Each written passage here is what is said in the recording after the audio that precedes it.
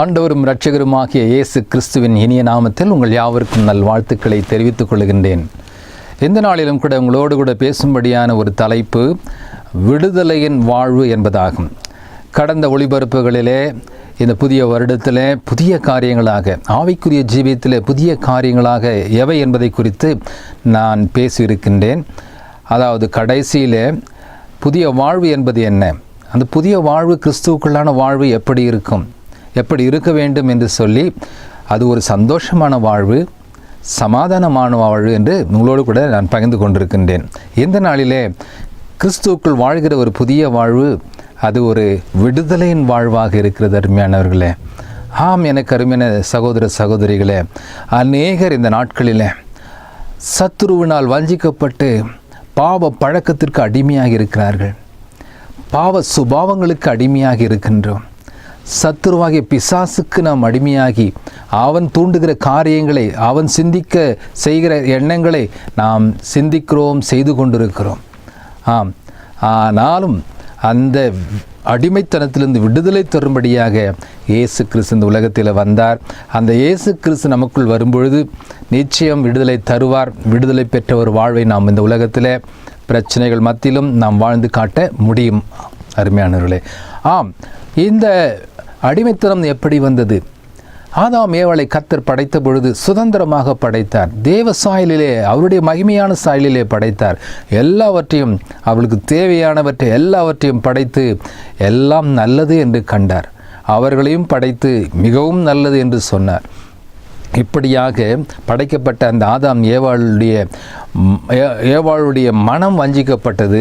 அங்கு சத்துருவாகி அந்த பிசாசு சர்ப்பத்தின் வடிவிலே வந்து அவளை ஏமாற்றியதினாலே, வஞ்சித்ததினாலே, அவளும் கீழ்ப்படியாமை என்கிற பாவத்தில் அவள் விழுந்து போனதினாலே மனித குலம் இன்றைக்கு நாம் சத்துருவுக்கு அடிமையாகிவிட்டோம். சத்துரு தூண்டுகின்ற பாவ பழக்க வழக்கங்களுக்கு அடிமையாகிவிட்டோம். அவன் மூலமாக பாவம் நம்முடைய ஜென்மத்திலே கலந்து விட்டதினால பாவ சுபாவங்களுக்கு நாம் அடிமையாகிவிட்டோம். இன்றைக்கு அநேகருடைய வார்த்தைகளை நாம் கேட்கும் பொழுது, ஏனையா உங்களால் குடி பழக்கத்தை விட முடியல, ஏன்பா இந்த போதை பழக்கத்தை விட முடியல, ஏன்பா இந்த புகை பழக்கத்தை விடக்கூடாதா, ஏன் இந்த இடத்துக்கு தவறான தொடர்பை வச்சுருக்க? அவங்க சொல்லுவாங்க, என்னால் விட முடியல, நானும் முயற்சிக்கிறேன், எத்தனையோ முறை நான் முயற்சித்தேன், ஆனால் மறுபடியும் அதே பழக்கத்துக்கு அடிமையாகிட்டேன், என்ன செய்வது, யார் விடுதலை தருவது, எப்பொழுது எனக்கு விடுதலை என்று சொல்லி அநேகர் கலங்குவதை, திகில் கொள்வதை நாம் பார்க்கிறோம், குழம்பிக் கொண்டிருக்கிறதை நாம் பார்க்கிறோம். ஆக இந்த உலகத்தில் ஆண்டவர் விடுதலை கொடுக்கும்படியாக வந்தார். இந்த உலகத்திற்கு அவர் மனிதனாக பிறந்த நோக்கமே, அநேக நோக்கங்கள் உண்டு. அந்த நோக்கத்திலே முக்கியமான ஒரு நோக்கம் என்ன தெரியுங்களா? அந்த நோக்கம் என்ன என்பதை நாம் வாசிப்போம். ஏசாயாவின் புஸ்தகம் 61ஆம் அதிகாரம் முதல் வசனத்தை நான் வாசிக்கிறேன். ஏசாயா 61:1, கர்த்தராகிய தேவனுடைய ஆவியானவர் என்மேல் இருக்கிறார், சிறுமைப்பட்டவர்களுக்கு சுவிசேஷத்தை அறிவிக்க கர்த்தர் என்னை அபிஷேகம் பண்ணினார், இருதயம் நொறுங்குண்டவர்களுக்கு காயம் கட்டவும், சிறைப்பட்டவர்களுக்கு விடுதலையும், கட்டுண்டவர்களுக்கு அவிழ்த்தலையும் கூறவும் நான் இந்த உலகத்திற்கு வந்தேன் என்று சொல்லி, அங்கே தேவ ஆவியானவர் மூலமாக, அந்த வசனம் ஏசாயா தீர்க்கதரிசி மூலமாக இயேசு கிறிஸ்து இந்த உலகத்திலே வந்த நோக்கம் என்ன, அவர் எதற்காக வந்தார் என்று நாம் பார்க்கும் பொழுது, அவர் நமக்கு பாவத்திலிருந்து, அடிமைத்தனத்திலிருந்து, சத்துருவின் பிடியிலிருந்து, பிசாசின் பில்லி சூனிய அசுத்த ஆவிகள் பிடியிலிருந்து, சாபத்திலிருந்து, பாவத்திலிருந்து, நோய்களிலிருந்து விடுதலை கொடுக்கும்படியாய் விடுதலை நாயகனாக இந்த உலகத்திற்கு வந்தார் என்பதை இந்த நாளிலே நாம் யாவரும் அறிந்து கொள்ள வேண்டும். அருமையானவர்களே, இயேசு கிறிஸ்து எதற்காக மீண்டும் இந்த உலகத்திற்கு வந்தார், இந்த உலகத்திற்கு மனிதனாக பிறந்தார் என்பதை மீண்டுமாய் நாம் ஆராய்ந்து பார்க்கும் பொழுது, அன்றைக்கு இயேசு கிறிஸ்து பிறப்பதற்கு என்பதாக இந்த உலகத்தில் உள்ள மக்களுக்கு எல்லாம் மரண பயம் இருந்தது. எங்கு நம்முடைய முடிவு இருக்கும்? யார் எங்களுக்கு விடுதலை தர முடியும்? இந்த சத்துருவினால் நாங்கள் வஞ்சிக்கப்பட்டோம், பாவம், அக்கிரமம், அநியாயம், தீமைகள் பெருகிவிட்டது, இப்படி கஷ்டங்கள், பிரச்சனைகள் மத்தியில் வாழ்ந்து கொண்டு இருக்கிறோம், என்ன முடிவு இருக்குமோ, எப்பொழுது மரணம் இருக்குமோ, சாபமாகிய மரணம் நமக்கு வந்து நாம் நரகத்துக்கு போவோமோ என்று பயந்து கொண்டிருக்கிற ஒரு காலத்தில் இந்த உலக மக்கள் வாழ்ந்து கொண்டு இருந்தார்கள். ஆனால் வேத வசனம் சொல்லுகிறது, எபிரேயர் 1 அதிகாரம் 14-15 வசனங்களை நாம் வாசிக்கும் பொழுது, ஆதலால் பிள்ளைகள் மாம்சத்தையும் இரத்தத்தையும் உடையவர்களாய் இருக்க அவரும் அவர்களைப் போல மாம்சத்தையும் இரத்தத்தையும் உடையவரானார். மரணத்துக்கு அதிகாரியாகிய பிசாசானவனை தமது மரணத்தினாலே அழிக்கும்படிக்கு ஜீவ காலமெல்லாம் மரண பயத்தினாலே அடிமைத்தனத்திற்கு உள்ளானவர்கள் யாவரையும் விடுதலை பண்ணும்படியாக அவர் அப்படியானார். நன்றாய் இந்த வேத வசனத்தை நீங்கள் வாசித்து பாருங்கள். ஜீவ காலமெல்லாம் மரண பயத்தில் இருந்த மக்களுக்கு அந்த மரண பயத்திலிருந்து விடுதலை தரும்படியாக, அருமையான என்னுடைய பிள்ளையே, நீ தவறிவிட்டாய், நீ பாவம் செய்து விட்டாய், அடிமைத்தனத்திலே மாட்டிக்கொண்டாய், மரண பயம் வந்துவிட்டது, ஐயோ மரணம் வந்து விடுமோ, நரகத்திற்கு போய்விடுவோனோ, சத்துருவின் கையிலே நான் சிக்கி நான் மாண்டு விடுவோனோ, நரகத்திற்கு போவேனோ என்று கலங்கி கொண்டிருந்தாய். ஆனால் இன்றைக்கு நான் உன்னுடைய அடிமைத்தனத்தில் விடுதலை தரும்படியாய், உன் கட்டுகளிலிருந்து கட்டவிழ்த்தலை கூறும்படியாய் இந்த உலகத்திற்கு விடுதலை நாயகனாக வந்தேன் என்று சொல்லி ஆண்டவர் இந்த உலகத்திலே மனிதகுமாரனாக பிறந்தார் என்பதை இந்த எபிரேயர் 1 அதிகாரம் 14-15 வசனங்கள் அழகாக விளக்கி சொல்லுகிறது. அருமையானவர்களே, ஆக ஜீவகாலமெல்லாம் சத்துருவின் பிடியிலே அடிமைத்தனத்தில், அவன் தூண்டுகின்ற பாவ பழக்கத்தின் அடிமைத்தனத்தில், பாவ சுபாவங்களுக்கு அடிமைத்தனத்தில் இருந்த மக்களை, உங்களை, என்னை விடுவிக்கும்படியாய் இயேசு கிறிஸ்து அவர் விடுதலை நாயகனாக வந்தார். அவர் மூலம் நாம் நிச்சயம் ஒரு விடுதலை பெற்ற வாழ்வை இந்த உலகத்தில் நாம் வாழ்ந்து காட்ட முடியும். அருமையானவர்களே, அது மாத்திரமல்ல, ரோமருக்கு எழுதின நிருபம் 7 அதிகாரம் 24 வசனத்தை பார்க்கும் பொழுது பவுல் அப்போஸ்தலனே, ஒரு வல்லமுள்ள அப்போஸ்தலனே சொல்லுகின்றார், ஐயோ நான் நிர்பந்தமான மனுஷன், எனக்குள்ளே 2 விதமான ஆவிகள் உண்டு. என்னுடைய சுய ஆவி, என்னுடைய மாம்சம் ஒரு விதமாக என்னுடைய பாவ பழக்கத்திற்கு சுபாவத்திற்கு மீண்டுமா என்னை தூண்டுகிறது. எனக்குள் இருக்கிற மற்ற புதிய ஆவி என்னை நல்லதை செய்ய சொல்லுகிறது. நான் நல்லதை செய்ய தான் விரும்புகிறேன். ஆனால் என்னுடைய சுபாவமோ, என்னுடைய பழைய சுபாவமோ என்னை பாவத்திற்கு இழுக்கிறது. ஐயோ நான் நிர்பந்தமான மனுஷன், யார் என்னை விடுதலை ஆக்குவார்? யார் இந்த மரண பயத்திலிருந்து, யார் இந்த பாவத்திலிருந்து, சாபத்திலிருந்து என்னை விடுதலை ஆக்குவார் என்று சொல்லி ஒரு பரிசுத்த அப்போஸ்தலனாக பவுலே இப்படியாய் அவர் நிர்பந்தமான ஒரு சூழ்நிலையிலே பயத்தில் இருக்கிறதை நாம் பார்க்கிறோம். ஆனால் கடைசியாக சொல்லுகின்றார், இந்த பயத்தை விடுதலையை தருகிறவர் என் ஆண்டவராக இயேசு கிறிஸ்து ஒருவரே என்று சொல்லி அவர்தான் எனக்கு ஜெயத்தை தருவார், அவர்தான் எனக்கு விடுதலை தருவார் என்று சொல்லி ரோமர் 7:25 அவர் ஆண்டவராக இயேசு கிறிஸ்துவை அவர் விடுதலை நாயகனாய், விடுதலை தெய்வமாக அவர் ஏற்றுக்கொண்டார் என்று நாம் பார்க்கின்றோம். ஆக எனக்கு அருமையானவர்களே, அநேகர் நாம் கலங்குவதெல்லாம், நாம் சொல்வதெல்லாம், சாக்கு போக்கு சொல்வதெல்லாம், என்னால் விட முடியலைங்க, நான் என்ன செய்கிறது, நான் விட்டுடலான்னு பார்க்குறேன், எவ்வளோ முயற்சிகள் செய்தேன், எவ்வளவோ உபதேசங்களை கேட்குறேன், என்னால் முடியலையே, உலக மக்களுடைய அறிவுரைகளை கேட்குறேன், டாக்டருடைய அறிவுரை கேட்குறேன், பல தத்துவவாதிகளுடைய அறிவுரை கேட்குறேன், ஆனால் என்னால் விட முடியல, என்னை கலங்குகிறீர்களா? இன்றைக்கு ஆண்டவர் விடுதலை நாயகனாக உங்கள் மத்தியிலே நிற்கின்றார். அவர் உங்களுக்கு விடுதலை தருவார். ஆம், நிர்பந்தமான மனுஷனாக இருந்தாலும், நிர்பந்தமான மனுஷியாய் இருந்தாலும், ஒரு நிர்பந்தமான சூழ்நிலை இருந்தாலும், அடிமைத்தனத்தில் இருந்தாலும், உன்னை விடுதலையாக்குகிற தேவன் உங்கள் மத்தியிலே உண்டு. உங்களுக்கு விடுதலையின் வாழ்வை தருகிற ஒரு தேவன் இந்த உலகத்திலே வந்துவிட்டார். அவர் வந்துவிட்டார். இன்றைக்கும் அவர் உங்களுக்கு இருதய கதவை தட்டி கொண்டிருக்கிறார். உங்கள் பாவக்கட்டை, உங்கள் சாபக்கட்டை முறிக்கும்படியாக, உங்களுடைய பாவ பழக்கத்திலிருந்து உங்களை விடுதலை செய்யும்படியாக அவர் இன்றைக்கு விடுதலை நாயகனாக, விடுதலை தருகிற தெய்வமாக அவர் நம்மத்திலே அவர் வந்திருக்கிறார். அருமையானவர்களே, ஆம், இன்றைக்கு அந்த விடுதலையின் வாழ்வை எப்படி பெற்றுக்கொள்ள முடியும்? எப்படி நான் விடுவிக்கப்பட முடியும்? எங்கே அந்த விடுதலை? எப்படி அந்த விடுதலை நான் பெற்றுக்கொள்வது என்று நீங்கள் இப்பொழுது கேட்கலாம். எளிதாக சொல்லிவிட்டீங்க, விடுதலை நாயகன் வந்து விட்டார் என்று சொல்லி. ஆனால் இந்த விடுதலை பெற்ற வாழ்வை நான் எப்படி அனுபவிப்பது? இந்த விடுதலை எங்கே கிடைக்கும்? இந்த விடுதலை நான் எப்படி பெறுவது என்பதை நீங்கள் கேட்கலாம்.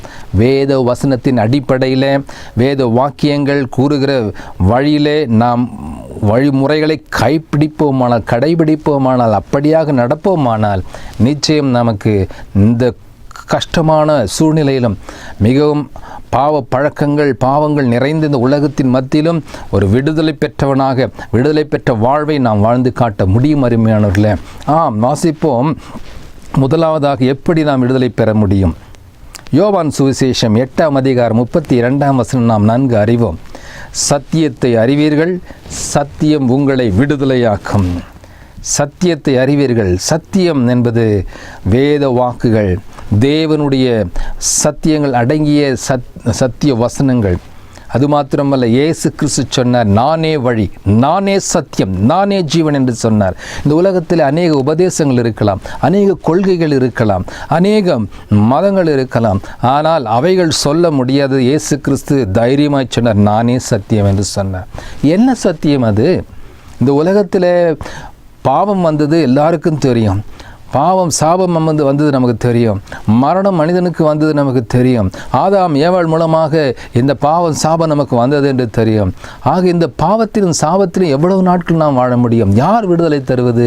மரணத்திற்கு பின்னே என்ன நடக்கும்? நமக்கு ஒரு நித்திய வாழ்க்கை உண்டா?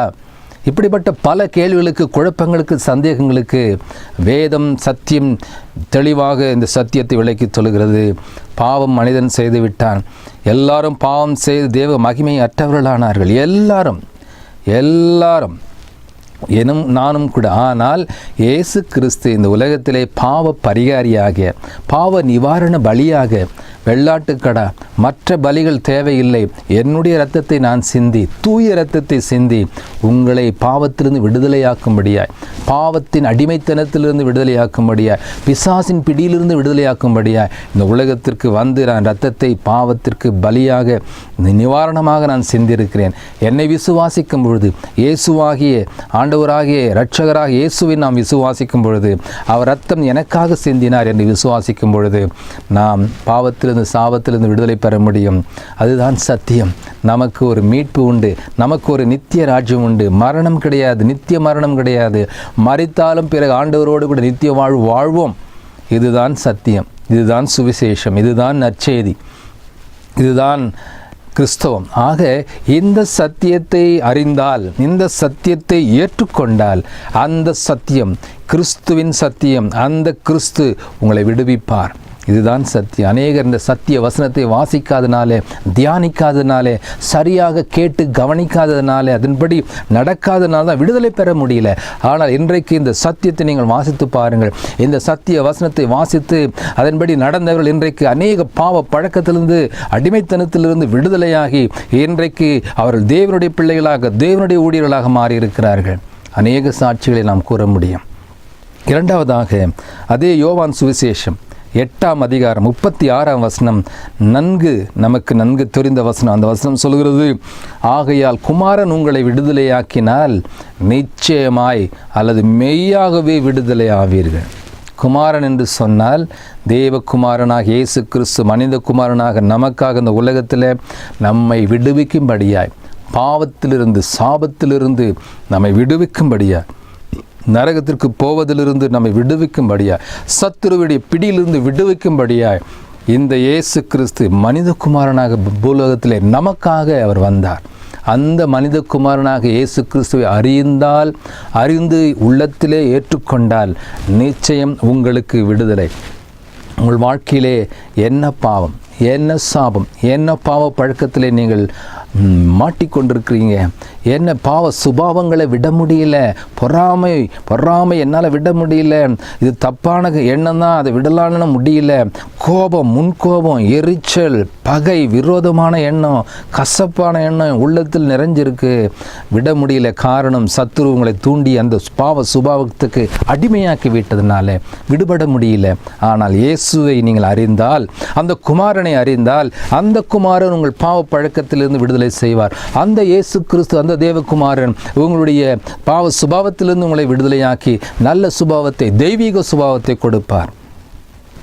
சத்தியத்தை அறிந்தால் நீங்கள் விடுதலை பெறுவீர்கள். குமாரனாக இயேசு கிறிஸ்துவை அறிந்து ஏற்றுக்கொண்டால் நீங்கள் நிச்சயமாகவே விடுதலை பெறுவீர்கள். மூன்றாவதாக, நாம் எப்படி விடுதலை பெற முடியும்? இயேசு கிறிஸ்துவனுடைய இரத்தம் சகல பாவத்தையும் நீக்கி சுத்திகரிக்கும். அப்படி என்றால் நம்முடைய வாழ்க்கையிலே இருக்கிற சுபாவமான காரியங்கள், பாவ பழக்கங்கள், பாவம் எதனால் வந்திருக்குன்னா, ஆதாம் ஏவாள் இரத்தம் நமக்குள் கலந்திருக்கிறது. அந்த மூதாதையருடைய இரத்தம் நமக்குள் வந்து கொண்டே இருப்பதனால நாம் என்னதான் கிறிஸ்துவ குடும்பத்தில் பிறந்தாலும் அந்த இரத்தம் இருக்கிறது. இன்னும் அந்த இரத்தத்தில் கலந்த அந்த பாவ சுபாவம் நம்மை பாவங்களை செய்ய வைக்கிறது, நம்ம பாவ செயல்களை ஈடுபட வைக்கிறது, பாவ பழக்கங்களை மேற்கொண்டு அடிமையாக நம்மை செய்கிறது. ஆனால் இன்றைக்கு இயேசு கிறிஸ்துவில் வந்தால் அவருடைய இரத்தம் எனக்காக சிந்தினார்.